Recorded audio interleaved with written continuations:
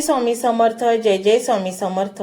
तर मंडळी, स्वामी म्हणतात, बाळा, जगातील सर्वात जड गोष्ट कोणती? ती म्हणजे रिकामा खिसा आणि मनस्ताप.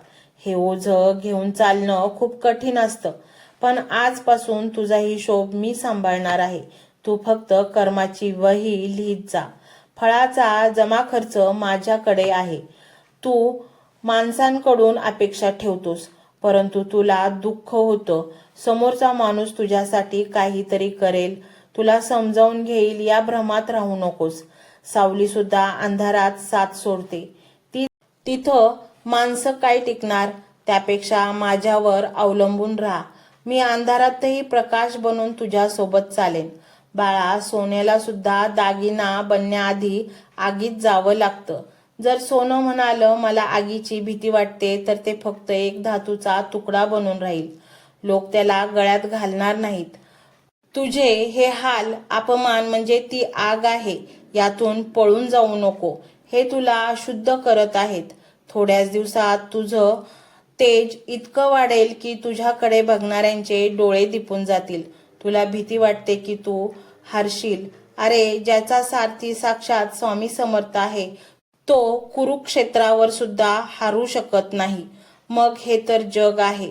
लोकांच्या बोलण्याने स्वतःचा रस्ता बदलू नकोस. हत्ती जेव्हा बाजारातून जातो तेव्हा अनेक कुत्री भुंकतात, पण हत्ती आपली चाल बदलत नाही. तुझा हेतू शुद्ध आहे ना? मग कोणालाही स्पष्टीकरण देत बसू नकोस. काळ हे जगातील सर्वात मोठं उत्तर आहे आणि तुझी वेळ आता आली आहे. कधीतरी शांत बसून विचार कर. आजवर अशा कितीतरी रात्री आल्या जेव्हा तुला वाटलं की उद्याची सकाळ मी भोगूच शकणार नाही. इतकं संकट मोठं होतं, पण तरीही आज तू जिवंत आहेस, सुखरूप आहेस. हे कसं झालं? कारण मी तुला कधीच एकटं पडू दिलं नाही. तुला ठेच लागली असेल, पण तुझा हात मी सोडला नाही. माझ्या अस्तित्वाचे यापेक्षा मोठे पुरावे तुला काय हवे आहेत? आता डोक्यातील विचारांचा गोंधळ थांबव. स्वतःला करता समजून सोडून दे. हे मी केलं, हे मला करायचंय, हे माझ्यामुळंच झालं, हा अहंकार तुझ्या दुःखाचे मूळ आहे. ज्या क्षणी म्हणशील स्वामी मी फक्त निमित्त आहे, करणारे आणि करून घेणारे तुम्हीच आहात, त्या क्षणी तुझं मन हलकं कापसासारखं होईल. बाळा, मला दिसतंय तुझे पाय आता थकले आहेत आणि डोळ्यांमध्ये आशेची ज्योतही आता फडफडत आहे. तुला कधी कधी प्रश्न पडतो ना की स्वामी तुम्ही इतके शांत का आहात? माझ्या हाकेला तुम्ही ओ का देत नाही? तर आज या प्रश्नाचं उत्तर नीट ऐक.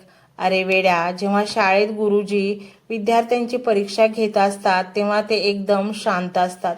ते उत्तर सांगत नाहीत, कारण त्यांना बघायचं असतं की आपलं लेकरू किती शहाणं झालंय, त्याने किती तयारी केली आहे. सध्या तुझी परीक्षा सुरू आहे बाळा, आणि म्हणूनच मी शांत आहे. पण माझी ही शांतता म्हणजे माझं दुर्लक्ष नाही, तर ती माझ्या विश्वासाची पावती आहे. मला खात्री आहे तू या परीक्षेतून उत्तम गुणांनी पास होशील. तुला लहानपणीच आठवतंय, जेव्हा मूल पहिल्यांदा चालायला शिकतं तेव्हा त्याची आई मुद्दाम त्याचा हात सोडते आणि थोड्या अंतरावर उभी राहते. त्या बाळाला रडू येतं.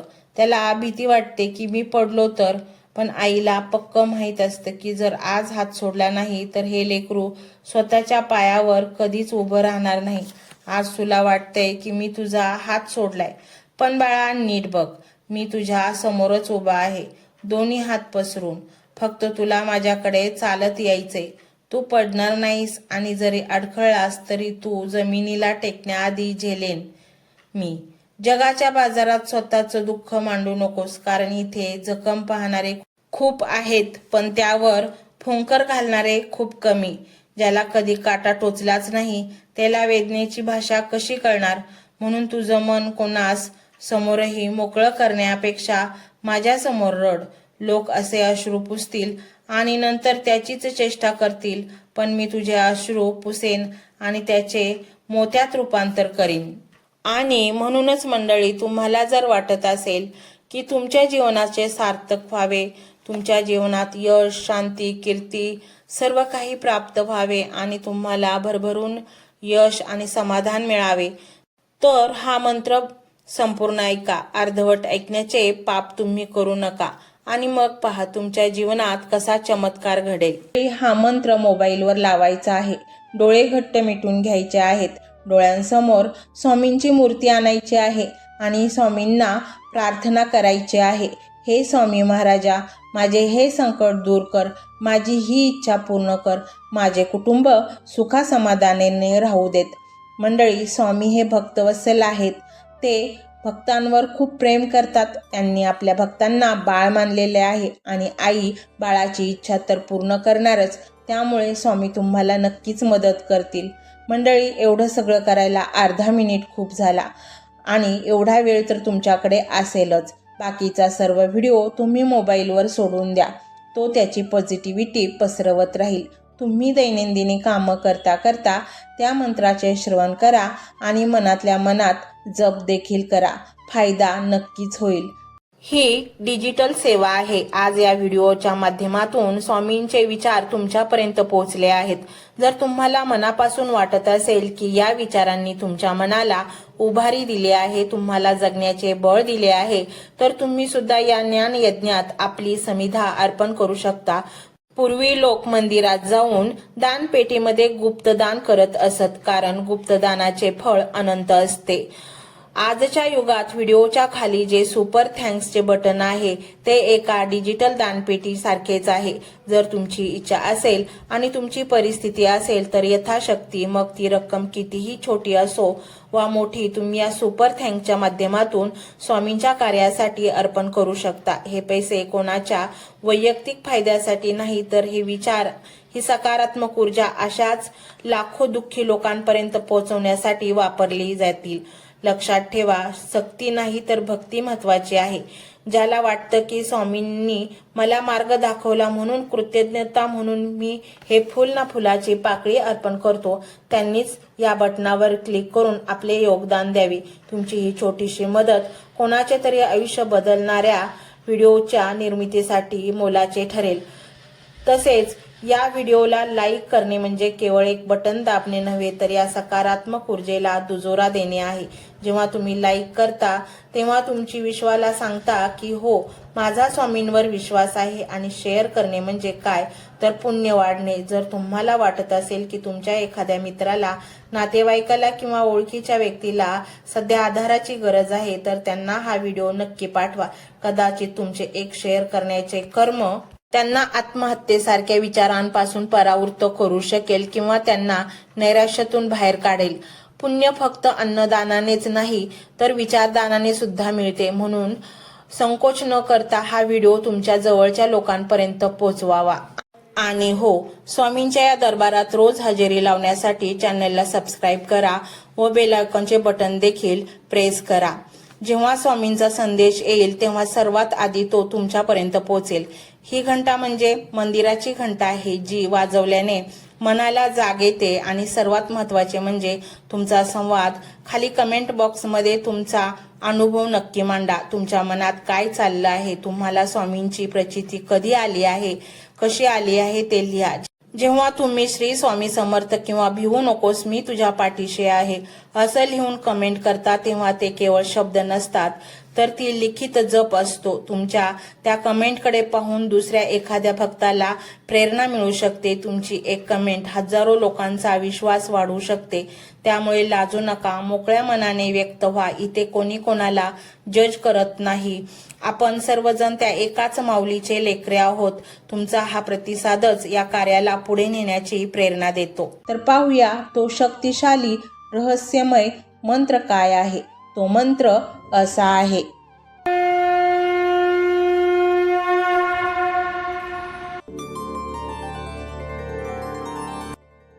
ओम सुखधाम वासिनी श्री स्वामी समर्थाय नमो नमः। ओम सुखधाम वासिनी श्री स्वामी समर्थाय नमो नमः। ओम सुखधाम वासिनी श्री स्वामी समर्थाय नमो नमः। ओम सुखधाम वासिनी श्री स्वामी समर्थाय नमो नमः। ओम सुखधाम वासिनी श्री स्वामी समर्थाय नमो नमः। ओम सुखधाम वासिनी श्री स्वामी समर्थाय नमो नमः। ओम सुखधाम वासिनी श्री स्वामी समर्थाय नमो नमः। ओम सुखधाम वासिनी श्री स्वामी समर्थाय नमो नमः। ओम सुखधाम वासिनी श्री स्वामी समर्थाय नमो नमः। ओम सुखधाम वासिनी श्री स्वामी समर्थाय नमो नमः। ओम सुखधाम वासिनी श्री स्वामी समर्थाय नमो नमः। ओम सुखधाम वासिनी श्री स्वामी समर्थाय नमो नमः। ओम सुखधाम वासिनी श्री स्वामी समर्थाय नमो नमः। ओम सुखधाम वासिनी श्री स्वामी समर्थाय नमो नमः। ओम सुखधाम वासिनी श्री स्वामी समर्थाय नमो नमः। ओम सुखधाम वासिनी श्री स्वामी समर्थाय नमो नमः। ओम सुखधाम वासिनी श्री स्वामी समर्थाय नमो नमः। ओम सुखधाम वासिनी श्री स्वामी समर्थाय नमो नमः। ओम सुखधाम वासिनी श्री स्वामी समर्थाय नमो नमः। ओम सुखधाम वासिनी श्री स्वामी समर्थाय नमो नमः। ओम सुखधाम वासिनी श्री स्वामी समर्थाय नमो नमः। ओम सुखधाम वासिनी श्री स्वामी समर्थाय नमो नमः। ओम सुखधाम वासिनी श्री स्वामी समर्थाय नमो नमः। ओम सुखधाम वासिनी श्री स्वामी समर्थाय नमो नमः। ओम सुखधाम वासिनी श्री स्वामी समर्थाय नमो नमः। ओम सुखधाम वासिनी श्री स्वामी समर्थाय नमो नमः। ओम सुखधाम वासिनी श्री स्वामी समर्थाय नमो नमः। ओम सुखधाम वासिनी श्री स्वामी समर्थाय नमो नमः। ओम सुखधाम वासिनी श्री स्वामी समर्थाय नमो नमः। ओम सुखधाम वासिनी श्री स्वामी समर्थाय नमो नमः। ओम सुखधाम वासिनी श्री स्वामी समर्थाय नमो नमः। ओम सुखधाम वासिनी श्री स्वामी समर्थाय नमो नमः। ओम सुखधाम वासिनी श्री स्वामी समर्थाय नमो नमः। ओम सुखधाम वासिनी श्री स्वामी समर्थाय नमो नमः। ओम सुखधाम वासिनी श्री स्वामी समर्थाय नमो नमः। ओम सुखधाम वासिनी श्री स्वामी समर्थाय नमो नमः। ओम सुखधाम वासिनी श्री स्वामी समर्थाय नमो नमः। ओम सुखधाम वासिनी श्री स्वामी समर्थाय नमो नमः। ओम सुखधाम वासिनी श्री स्वामी समर्थाय नमो नमः। ओम सुखधाम वासिनी श्री स्वामी समर्थाय नमो नमः। ओम सुखधाम वासिनी श्री स्वामी समर्थाय नमो नमः। ओम सुखधाम वासिनी श्री स्वामी समर्थाय नमो नमः। ओम सुखधाम वासिनी श्री स्वामी समर्थाय नमो नमः। ओम सुखधाम वासिनी श्री स्वामी समर्थाय नमो नमः। ओम सुखधाम वासिनी श्री स्वामी समर्थाय नमो नमः। ओम सुखधाम वासिनी श्री स्वामी समर्थाय नमो नमः। ओम सुखधाम वासिनी श्री स्वामी समर्थाय नमो नमः। ओम सुखधाम वासिनी श्री स्वामी समर्थाय नमो नमः। ओम सुखधाम वासिनी श्री स्वामी समर्थाय नमो नमः।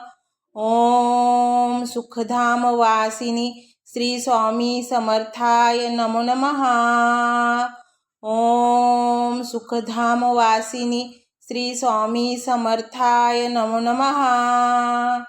ओम सुखधाम वासिनी श्री स्वामी समर्थाय नमो नमः। ओम सुखधाम वासिनी श्री स्वामी समर्थाय नमो नमः। ओम सुखधाम वासिनी श्री स्वामी समर्थाय नमो नमः। ओम सुखधाम वासिनी श्री स्वामी समर्थाय नमो नमः। ओम सुखधाम वासिनी श्री स्वामी समर्थाय नमो नमः। ओम सुखधाम वासिनी श्री स्वामी समर्थाय नमो नमः। ओम सुखधाम वासिनी श्री स्वामी समर्थाय नमो नमः। ओम सुखधाम वासिनी श्री स्वामी समर्थाय नमो नमः। ओम सुखधाम वासिनी श्री स्वामी समर्थाय नमो नमः। ओम सुखधाम वासिनी श्री स्वामी समर्थाय नमो नमः। ओम सुखधाम वासिनी श्री स्वामी समर्थाय नमो नमः। ओम सुखधाम वासिनी श्री स्वामी समर्थाय नमो नमः। ओम सुखधाम वासिनी श्री स्वामी समर्थाय नमो नमः। ओम सुखधाम वासिनी श्री स्वामी समर्थाय नमो नमः। ओम सुखधाम वासिनी श्री स्वामी समर्थाय नमो नमः। ओम सुखधाम वासिनी श्री स्वामी समर्थाय नमो नमः। ओम सुखधाम वासिनी श्री स्वामी समर्थाय नमो नमः। ओम सुखधाम वासिनी श्री स्वामी समर्थाय नमो नमः। ओम सुखधाम वासिनी श्री स्वामी समर्थाय नमो नमः। ओम सुखधाम वासिनी श्री स्वामी समर्थाय नमो नमः। ओम सुखधाम वासिनी श्री स्वामी समर्थाय नमो नमः। ओम सुखधाम वासिनी श्री स्वामी समर्थाय नमो नमः। ओम सुखधाम वासिनी श्री स्वामी समर्थाय नमो नमः। ओम सुखधाम वासिनी श्री स्वामी समर्थाय नमो नमः। ओम सुखधाम वासिनी श्री स्वामी समर्थाय नमो नमः। ओम सुखधाम वासिनी श्री स्वामी समर्थाय नमो नमः। ओम सुख